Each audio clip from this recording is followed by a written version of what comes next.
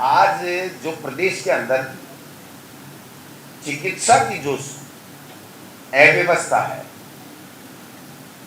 2-2.5 साल से महकमे में कोई काम नहीं हो रहा है। सरकार, चाहे वो RGHS हो, चाहे हमारी मुख्यमंत्री चिरंजीवी योजना जो कांग्रेस के सरकार के समय थी, उन दोनों को मृत प्राय कर दिया। 25 लाख का इलाज था सरकारी कर्मचारियों को, चाहे जितना किसी भी प्राइवेट हॉस्पिटल में उसका इलाज होता था। राइट टू हेल्थ तक हम लोग चले गए थे, लेकिन आज दुर्भाग्य से पूरे प्रदेश के अंदर लोग परेशान हैं। हॉस्पिटलों में इलाज नहीं है, दवाइयाँ नहीं हैं, दवाइयाँ हैं तो नकली हैं, जिम्मेदारी लेने वाला कोई नहीं है, जवाब देने वाला कोई नहीं ले। और हमारी माताएं बहनें जो प्रसूताएं हैं वो हॉस्पिटल में दम तोड़ रही। आपने देखा पिछले दिनों कोटा के अंदर 5 हमारी बेटियों की, बहनों की, प्रसूताओं की मौत हो गई, 6 अति गंभीर। जोधपुर के अंदर 2 गंभीर, 6 बीमार। हमारे बीकानेर के अंदर 6 महिलाएं, उसमें 2 की मृत्यु हो गई, 1 की डेड बॉडी परिजन लिए बैठे हैं, न्याय की गुहार कर रहे हैं। 6 किडनी फेल हो गई, ICU में आग लगी थी। मैं समझता हूं कि नकली दवाइयां, नकली इंजेक्शन और उनकी मौत प्रतिदिन, और वो भी जो बहन डिलीवरी के लिए आती है उनकी मौतें होना, और उसके बावजूद भी मुख्यमंत्री जी और मंत्री जी का कोई संवेदनशीलता नहीं, बल्कि मुख्यमंत्री जी तो कहीं गए भी नहीं। हमारे चिकित्सा मंत्री जी जिस तरह के बयान देते हैं कि क्या नाचते गाते आई थी क्या, तो मंत्री जी कोई बीमार होता है या किसी बहन के बच्चा होने वाला होता है तो क्या वो नाचते गाते आती हैं? ये कहना मंत्री जी का कि आजकल की जो लड़कियां हैं वो लेबर पेन सहन नहीं कर सकती, इसलिए जबरदस्ती ऑपरेशन करवाती हैं और हम सक्षम नहीं हैं। इसका मायना ये हुआ कि आप ऑपरेशन क्यों कराते हो? ये मेडिकल रिक्वायरमेंट है, मंत्री जी आप तय नहीं करोगे कि किसका ऑपरेशन होगा, किसका ऑपरेशन नहीं होगा। ये डॉक्टर की सलाह से काम होता है। 8-10 दिन तक कांग्रेस पार्टी ने और तमाम लोगों ने कोटा के अंदर धरना दिया, प्रदर्शन किया, कोई रिजल्ट नहीं आया, कोई मुआवजा नहीं, कोई नौकरी नहीं। यही जोधपुर का हाल है। और बीकानेर के अंदर आपने देखा होगा कि जहां भी आज की तारीख में भी धरना प्रदर्शन और हमारे लोग वहां पर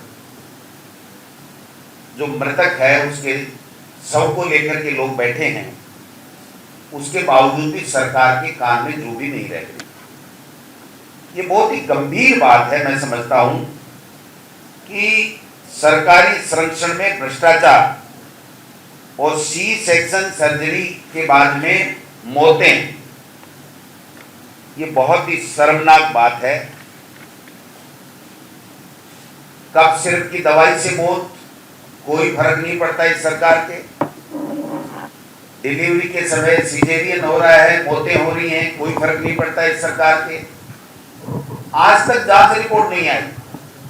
कोटा में घटना हुई, जोधपुर में घटना हुई, बीकानेर में हो गई, मंत्री जी का एक भी जवाब याद हो, आने दो रिपोर्ट, आने दो रिपोर्ट। मैं समझता हूं कि इससे बड़ा दुर्भाग्य कोई हो नहीं सकता।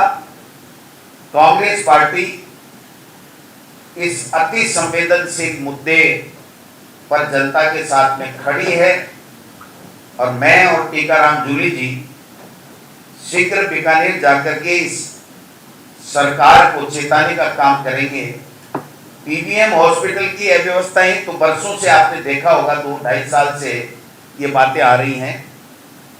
ये नकली दवा, नकली इंजेक्शन आते कहां से हैं? ये नकली ऑक्सीटोसिन जो इंजेक्शन है जिससे किडनी फेल हो रही है, इसके ऊपर आपने बैन लगाया या नहीं लगाया? बैन लगाया है तो लगाने के बाद में भी ये कैसे आ रहा है?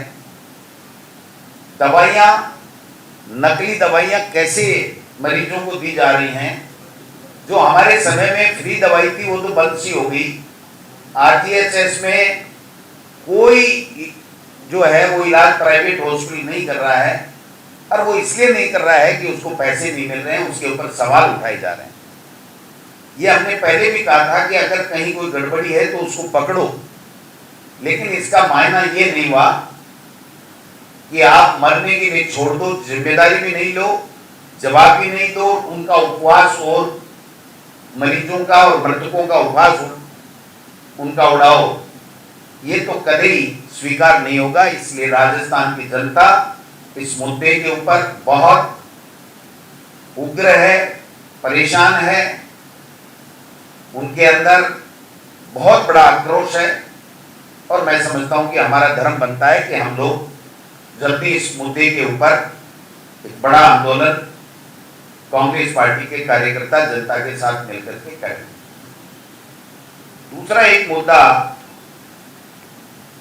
जो बॉर्डर के ऊपर जिस तरीके से धार्मिक और आस्थाओं कि मंदिर हो चाहे मस्जिद हो, उनको टारगेट करके और लोगों की आस्थाओं पे चोट पहुंचाई जा रही है। निश्चित रूप से बॉर्डर हमारा क्लीन होना चाहिए, इसमें हमें किसी को कोई आपत्ति नहीं। हमारा बॉर्डर सुरक्षित होना चाहिए, इसमें भी किसी को कोई दिक्कत नहीं, किसी को शक नहीं होना चाहिए। ये हमारी प्रथम प्रायोरिटी होनी चाहिए।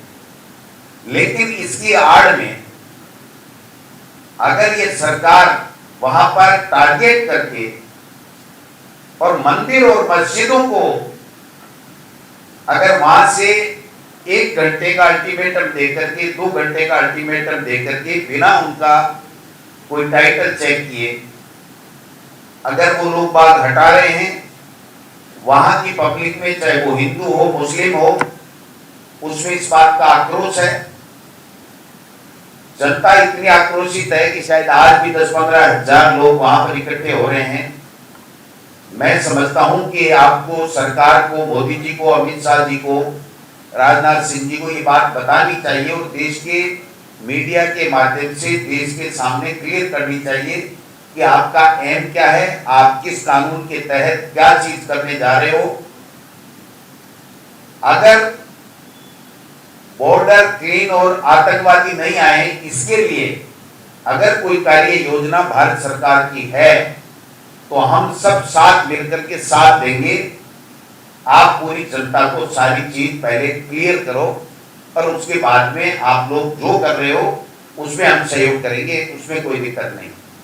लेकिन चुपके चुपके आप ये देखो कि धार्मिक आस्थाओं के केंद्रों को आप टारगेट करके लोगों को बिना समझाए, बिना बताए, बाला बाला कार्रवाई करके और आप धार्मिक उन्माद फैलाना चाहते हो, लोगों में आक्रोश पैदा करना चाहते हो, अपनी नाकामियां 12 साल की इसके पीछे छुपाना चाहते हो, तो ये कतई स्वीकार नहीं होगा। तो ये दूसरा मुद्दा भी हमारे सामने था जो मैंने कहा।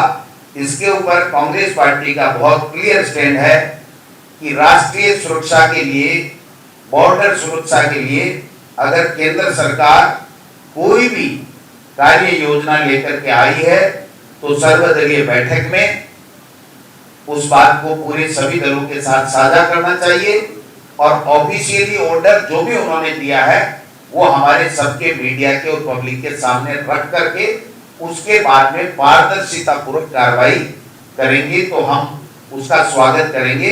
अन्यथा अगर बाइस्ट होकर के और अपनी धार्मिक उन्माद फैला करके अपना टारगेट दूसरा कर करके यहाँ वोटों की राजनीति करने के लिए अगर कोई कार्य किया जाएगा तो हम लोग इसका पुरजोर शब्दों में विरोध करेंगे और जनता के साथ में खड़े होंगे।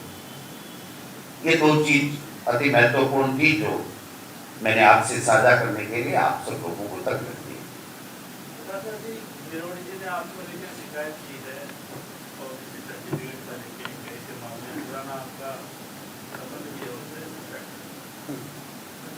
कोतवाली चोर कोतवाल को डांटे, ये तो यही कहानी होगी ना।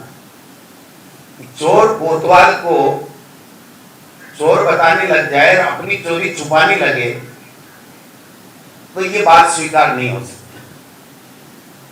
मंत्री जी ने खुद ने स्वीकार किया कि मेरे को इनपुट देने वाले लोग मेरे पीछे से छापे डाल करके चोरी कर रहे थे और 2,43,00,000 रुपए उनके साथ में पकड़े गए और इनकी सरकार ने पकड़ा। गोविंद डोटासरा ने, एक कांग्रेस पार्टी के किसी कार्यकर्ता ने उनको नहीं पकड़ा। और जब 2,43,00,000 रुपए पकड़े गए तो स्वाभाविक है कि जो 1200 के लगभग छापे मंत्री जी ने मारे और उसमें जुगल किशोर और अन्य जो डिकोई के सदस्य बताए जाते हैं, छापामार उसके कार्य योजना का जो उनकी टीम के सदस्य बताए जाते हैं, उन्होंने किस किस से कितना कितना रुपया इस छापे की आड़ में छापा डाल करके लिया या छापे के कार्रवाई को वापस सही करने के नाम से लिए, ये बात तो जांच होनी चाहिए। और मैं समझता हूं कि किरोड़ी जी जो अपने आप को कट्टर ईमानदार कहते हैं, उनको आज की तारीख तक ये शब्द भी क्यों नहीं बोला उन्होंने कि हाँ ये गलत हुआ, चोरी हुई है, डकैती हुई है और मेरे डिपार्टमेंट के लोगों ने की है, मेरे द्वारा नियुक्त किए गए व्यक्ति ने की है, तो मेरा धर्म बनता है कि मैं मुख्यमंत्री जी को चिट्ठी लिखूं कि इसकी पूरी एसओजी या जो भी कोई एजेंसी है उससे जांच होनी चाहिए। और मैं पूछना चाहता हूं मंत्री जी, आप तो हमारे यहाँ ईडी ला रहे थे, लाया भी, कोई बात नहीं, 2,43,00,000 पकड़ने के बाद में भी ईडी की कार्रवाई आपके इस डिपार्टमेंट के लोगों के खिलाफ जो आपके द्वारा नियुक्त किए गए उनके खिलाफ क्यों नहीं होनी चाहिए अब तक ईडी की कार्रवाई? और लोग ये कहते हैं, लोगों से हम सुनते हैं कि 300, 400, 500 करोड़ रुपए का खेला इस बीज और खाद के छापों के अंदर लोगों ने कर लिया। तो मंत्री जी की जिम्मेदारी बनती है कि उनके ऊपर कोई लांछन ना लगे 1 रुपए का भी, इसलिए उनको आगे बढ़ करके मुख्यमंत्री जी को यह लिखना चाहिए कि मुख्यमंत्री जी हमारी सरकार जवाबदेही में और जीरो भ्रष्टाचार में, जीरो टॉलरेंस में विश्वास करती है, इसलिए इसके अंदर दूध का दूध पानी का पानी होना चाहिए और ये जांच होनी चाहिए। अगर मंत्री जी ये बात कहते तो मैं खुद सैल्यूट करता और उनको कहता कि एक कट्टर ईमानदार आदमी है। जब इनके डिपार्टमेंट में भ्रष्टाचार हुआ है तो ये आगे चल करके उसके ऊपर जांच करवाने के लिए तैयार हो गए, बल्कि उल्टे मंत्री जी जाकर के एसीबी में जाते हैं, डीजी एसीबी के पास में जाते हैं, जो मंत्री को अधिकार नहीं होता है, अकेले जाते हैं जिसका उनको कोई अधिकार नहीं बनता है। मैं समझता हूं कि ये जो उनकी संदेहास्पद जो गतिविधि है उसके कारण से उनके ऊपर आज भी सवाल बना हुआ है कि क्या इस बीज खाद के घोटाले में किरोड़ी लाल जी मंत्री जी का तो कहीं कोई हाथ नहीं है। ये शंका उत्पन्न होती है और जनता में शंका है, और ये किरोड़ी जी खुद कहते हैं कि मेरे ऊपर शंका हो रही है, लेकिन वो ये नहीं कह रहे कि ये जो पैसे इकट्ठे किए, भ्रष्टाचार किया, उसमें शंका हो रही है। वो कह रहे हैं डॉक्टर और मंत्री का एफआईआर में नाम आ गया, इसलिए मेरे पे लोग शंका कर रहे हैं। तो मंत्री जी अपने आप को क्लीन चिट दिलाने के लिए आप डीजीपी में जा सकते हो। तो मेरा तो इतना कहना है कि आपको इस विभाग में हुए भ्रष्टाचार के ऊपर आपको डीजीपी के पास जाकर के या मुख्यमंत्री जी के पास जाकर के एक चिट्ठी जो मेरे खिलाफ आपने आरोप लगाने की लिखी है, वैसी की वैसी एक चिट्ठी मैं उम्मीद करता हूं कि आप 24 घंटे में, 12 घंटे में कभी तो देंगे। मैं इसलिए बार बार कह रहा हूं कि सीकर में जो संदीप और रोहितास जिनके खिलाफ एफआईआर हुई, जिन्होंने मंत्री जी के नाम से ओएसडी बंद करके पैसे मांगे, उन दोनों के साथ जब वो सीकर में थे तो जुगल किशोर जो पकड़ा गया रंगे हाथों, वो जुगल किशोर भी उनके साथ में था और जुगल किशोर खाने में भी साथ में गया है उन दोनों व्यक्तियों के, कार्मिकों के, जिनके लिए मंत्री जी कहते हैं ये मेरे डिकोई के मेंबर थे। आज तक आदेश तो हमने देखा नहीं वो डिकोई के थे, किस भी चीज के थे। जुगल किशोर 2 दिन वहां होटल में रुका उन दोनों कार्मिकों के साथ में, और जुगल किशोर एसपी ऑफिस में गया है और वो ये कह रहा है, मुझे नहीं पता मंत्री जी ने फोन किया नहीं किया, वो ये कह रहा है मैंने मंत्री जी से फोन करा दिया, एफआईआर लॉन्च हो जाएगी, और उन दोनों जो पैसे मांग रहे थे मंत्री जी के गोष्ठी बन के, उन पे एफआईआर नहीं करके वहां का पुलिस महकमा, एसपी, इनके बीज वाले के विकास बीज भंडार के खिलाफ में राजकीय कार्य में बाधा का मुकदमा दर्ज करा देता है। जब जुगल किशोर वहां मौजूद है, 3 दिन वहां रहा है, उसके 1 घंटे बाद में जब ये मीडिया में आ गया कि ऐसे पकड़े गए, तो जुगल किशोर भागने लगा और एसीबी ने उसको पकड़ करके 2 दिन तक पकड़े रखा और उनसे बात कराते हुए 2 करोड़ 43 लाख रुपए पकड़े। तो मंत्री जी, उन दोनों कार्मिकों के खिलाफ आज तक आपने कार्रवाई क्यों नहीं की? नंबर 1, जुगल किशोर 2 दिन तक उनके साथ में था। जब जुगल किशोर चोर रंगे हाथों पकड़ा गया, तो उन दोनों व्यक्तियों का भी क्या रोल है, इसकी जांच की मांग आपने क्यों नहीं? आप मेरे खिलाफ जो भी चिट्ठी लिख रहे हैं, वो चिट्ठी तो 2021 से एक व्यक्ति बराबर लिख रहा है, और 2.5 साल 2 साल हमारी सरकार के समय लिखता रहा, 2.5 साल अब लिख रहे हो। कभी आरएस की बात कर देते हो, कभी ओबीसी की बात कर देते हो, कभी कोई दूसरी बात कर देते हो। मुझे कोई दिक्कत नहीं है, जिस एजेंसी से सरकार जांच कराना चाहे कराए, मुझे किसी से कोई दिक्कत नहीं है। सरकार ने पहले भी जांच कराई है, और जिस परिपत्र का 2019 का ये हवाला दे रहे हैं, वो परिपत्र है ही नहीं, वो एक चिट्ठी थी, वो चिट्ठी गलत गई। उसका 2021 के अंदर स्पष्टीकरण देकर के आरपीएससी को सरकार ने बता दिया, और 1999 से लेकर के अब तक वही नियम है ओबीसी का, जो नियम 1999 से लेकर के भारत सरकार और राजस्थान सरकार ने किया है। अगर उसमें कोई भी व्यक्ति, मैं किसी व्यक्ति विशेष की बात नहीं करता, न मैं अपने लिए बात करता, न दूसरे के, अगर किसी ने भी कोई गलत काम किया है, कोई गलत सर्टिफिकेट या गलत कोई संसाधन अख्तियार किए हैं नौकरी लेने के लिए, तो उसकी सरकार सोमोटो जांच करे। मंत्री जी को 5 साल बाद में ये राग अल्पाने की आवश्यकता नहीं थी। मैं समझता हूं कि उन्होंने अपने ऊपर पर्सनली इस बात को ले लिया कि मेरे डिपार्टमेंट के खिलाफ डोटासरा कैसे बोला, इसलिए इसको हम लोग बदनाम कैसे करें, ये कैसे बोल रहा है, इतना क्यों बोल रहा है।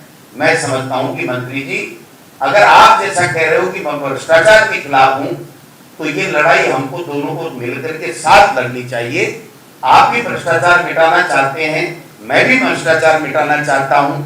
आप अपने विभाग की पहले जांच करा करके पाक एंड साफ घोषित हुई, और उसके बाद में मुझे बताइए कि मेरे बारे में, आपको बच्चों के बारे में, रिलेटिव के बारे में क्या जांच करानी है, वो बता दीजिए, कोई दिक्कत नहीं। और आपकी तो सरकार है साहब, आप मुख्यमंत्री को धमकी दे रहे हैं कि सीमा मत लांघिए, लक्ष्मण रेखा मत लांघिए। इससे आपकी कमजोरी साबित होती है, आपके ऊपर पुनः शक के बादल मंडराने लग जाते हैं। इसलिए मैं नहीं चाहता कि हमारी सरकार का मंत्री वो किसी के नजरों में गड़बड़ लगे, भ्रष्टाचारी लगे, चोर लगे, बेईमान लगे, उसको अपनी आप सो मोटो लिख करके मुख्यमंत्री जी को इस पूरे डिपार्टमेंट में 1200 छापे डालेंगे, उन छापों की जांच उनको करा लेनी चाहिए। और जिस दिन इनमें जो गड़बड़ निकलेंगे वो जेल में जाएंगे, मंत्री जी क्लीन निकलेंगे, ईमानदार निकलेंगे। मैं खुद धन्यवाद देने के लिए जहां वो कहेंगे वहां चला जाऊंगा कि वास्तव में मंत्री हो तो ऐसा, लेकिन अपनी बारी आए तो दूसरों की तरफ अंगुली कर करके कि देखो चोर जा रहा, देखो चोर जा रहा, देखो चोर जा रहा, ये कह करके अगर सही मायने में जो चोर है वो अगर छिप करके जनता की नजरों से निकल जाएगा, तो मंत्री जी ये राजनीति गंदी हो जाएगी। हम लोगों पे कोई विश्वास नहीं करेगा कि भाई आप ये क्या कर रहे हो। इसलिए अगर आप जीरो टॉलरेंस भ्रष्टाचार की बात कर रहे हो, तो आपको अपने आप को पहले क्लीन करना पड़ेगा, और उसके बाद में आपको दूसरों पे आरोप लगाने का अधिकार है। आज तक आप लगाते रहे क्योंकि आप पे कोई बात नहीं लगी। जब आपके डिपार्टमेंट की बात आ गई तो आप लोग हमारे ऊपर 5 साल पुराना मामला लेकर के पुनः करने लगे। ये जो जांच है वो जांच पहले भी सरकार के द्वारा भी हो चुकी है। कोर्टों के द्वारा भी आपने जितने भी इस तरह से कोर्टों में कराए थे उनमें भी फैसले हो चुके हैं। इसलिए कृपया कोई नई चीज लाइए, पुरानी चीजों में अपना समय व्यर्थ मत गवाइए और सरकार के ऊपर आरोप मत लगाइए। और भविष्य में आप अकेले किसी भी डीजीपी के पास में आपको शायद मंत्री रहते हुए जाने का अधिकार नहीं है, क्योंकि पता नहीं आपने क्या बातें की क्या नहीं की। कभी आप जेल में जाकर के मुझे से मिलते हैं, कभी आप ईडी ऑफिस में जाकर के मिलते हैं, कभी आप जाकर के जो है वो एसीबी ऑफिस में मिलते हैं, कभी वीके सिंह जी जब एसओजी थे तो एसओजी में जाके मिलते हैं। तो फिर मंत्री और आम लोगों में क्या फर्क रह जाएगा, ये मैं कहना चाहता हूं। बाकी देखिए, किसी पे भी आरोप लगे, कोई भी व्यक्ति आरोप लगाए, सरकार अपने स्तर पे जांच करे और जांच करके सही तथ्य लोगों के सामने रखे, तो मैं समझता हूं कि राजनीति की शुचिता कायम रहेगी। आपके जो आरोप है वो कृषि विभाग पे है या मंत्री पे? देखिए, कृषि विभाग के जो डायरेक्टर जुगल किशोर बिश्नोई, जिसकी नियुक्ति माननीय किरोड़ी लाल मीणा जी के द्वारा और सरकार के द्वारा की गई, अगर वो उसके साथी अगर 2,43,44 लाख रुपए की भ्रष्टाचार करते हुए, उगाई करते हुए पकड़े जाते हैं, तो नैतिक जिम्मेदारी मंत्री और सरकार की 100% बनती है। राजस्थान सरकार यूनिफॉर्म सिविल कोड डालेगी, ये बताओ कि ये उनके मंत्री रहते हुए ये जांच हो सकती है क्या? आपको लगता है क्या? किसकी जांच? जो जांच की बात कर रहा है, अब इस सरकार को तय करना है भाई साहब।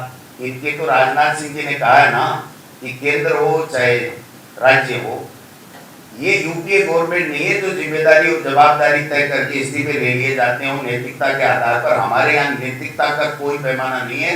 हमारे यहाँ तो लूटो खोसो खाओ, इस्तीफा मत दो, ये परंपरा है।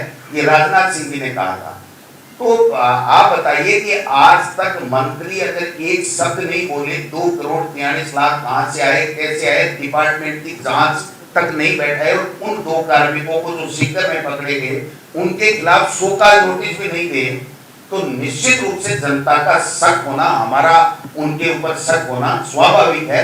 उस शक के दायरे से अपने आप को हटाने के लिए उनको आगे बढ़ करके दूसरों पे आरोप लगाते हैं। वैसे अपने आप के ऊपर या अपने डिपार्टमेंट के ऊपर लगे गए आरोपों में क्लीन चिट उनको जांच करा करके विस्तृत लेनी चाहिए, ये मेरा मानना है।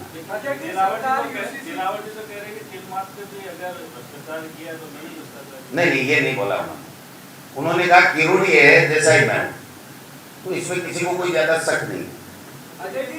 उन्होंने कहा कि किरोड़ी जी है वैसा ही मैं हूं, तो हमें तो किसी को शक नहीं है। हम किसी के ऊपर प्रश्नवाचक चिन्ह क्यों लगाएंगे? दोनों एक जैसे नहीं। यूसीसी लेके आ रही है सरकार, कमेटी बनाती है यूसीसी। भाई साहब, इनके पास कुछ और सामान ही नहीं है। कभी बॉर्डर पे, कभी यूसीसी पे, कभी सांसदों को तोड़ने पे, किसी सरकारों को गिराने पे, किसी की ईडी इनकम टैक्स भेज करके प्रताड़ित करना, फिर इलेक्ट्रोल बॉन्ड लेना, ये यही तो चल रहा है इस देश में 12 साल से। जनता के लिए कौन सा काम चल रहा है? बता दो कोई ऐसा कोई काम इन्होंने किया हो जिससे जनता की कोई प्रति व्यक्ति की इनकम बढ़ी हो, या किसानों की आमदनी दुगुनी हुई हो, या कोई रोजगार मिला हो, या उद्योग धंधे स्थापित हुए हों, या भ्रष्टाचार खत्म हो गया हो, या आतंकवाद समाप्त हो गया हो, या काला धन समाप्त हो गया हो।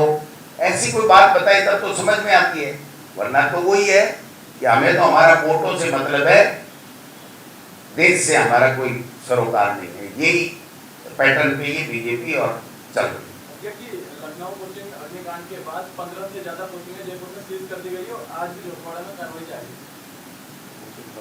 मैं समझता हूँ कि ये तो सतत प्रक्रिया होनी चाहिए ना, डॉक्यूमेंट चेक करना, बच्चों की भविष्य को सुरक्षित रखना। इसमें तो कोई घटना होने के बाद में अगर कोई बात करे तो फिर सरकार क्या है?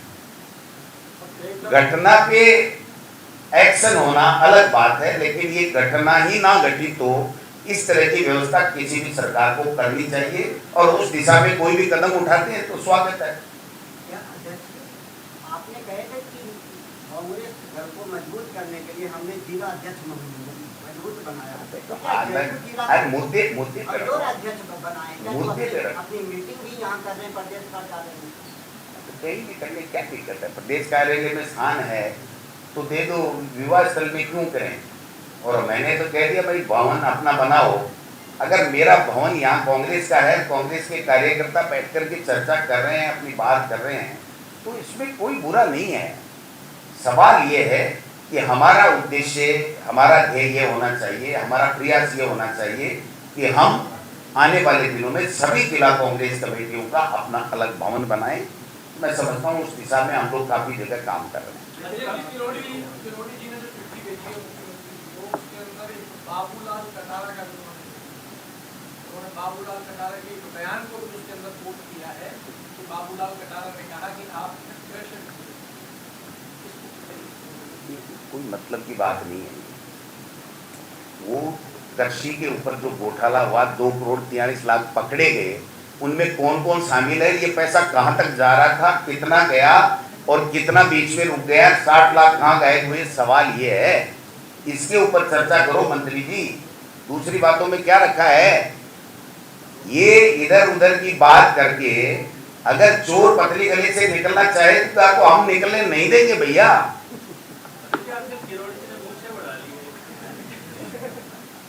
पता नहीं किरोड़ी जी कुछ भी करें, मैं उनका कोई प्रवक्ता नहीं हूँ। मैंने थोड़े दिन के लिए साडू बनाया था, लेकिन साडू पक्का साडू तब होगा जब वो कृषि विभाग में खाद और बीज के हुए घोटाले के लिए चिट्ठी मुख्यमंत्री को लिख करके उसकी विस्तृत जांच कराएगा, तब तो है मेरा पक्का साडू, कट्टर ईमानदार। और नहीं तो कहेंगे ईमानदार, दूसरों पे कीचड़ उछालते रहो, खुद पूरे के पूरे सने हुए हो, तो ऐसे में तो फिर बातचीत बनेगी नहीं भाई साहब। मानसून लेट हो रहा है और लाएंगे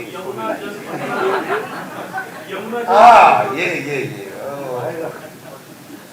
अभी कल मंत्री जी ने बोला कि एमओयू करेंगे प्रधानमंत्री जी। पहली बात तो वो एमओयू नहीं है, मैंने भी मेरे ट्वीट में एमओयू इसलिए बोला कि मुख्यमंत्री जी ने एमओयू का, वो एमओए है, लेकिन 2.5 साल बाद में अगर कोई मुख्यमंत्री उसी बात को रिपीट करते करते करते करते अगर 2.5 साल निकाल दे, एक बूंद आए नहीं, 1 रुपया लगे नहीं, तो सवाल तो उठेंगे ना। 4 महीने में डीपीआर बनाने वाले आज की तारीख तक एमओए ही नहीं कर सके। एमओयू हुए फरवरी 2024 में ही हो गया था और आज तक डीपीआर नहीं बनी, एमओए नहीं हुआ। और अब जो मेरे पास में सूचना है वो मुख्यमंत्री जी या जल संसाधन मंत्री क्लियर करेंगे कि इन्होंने फिर राजस्थान के हितों को वहां पर हरियाणा के सामने सरेंडर कर दिया।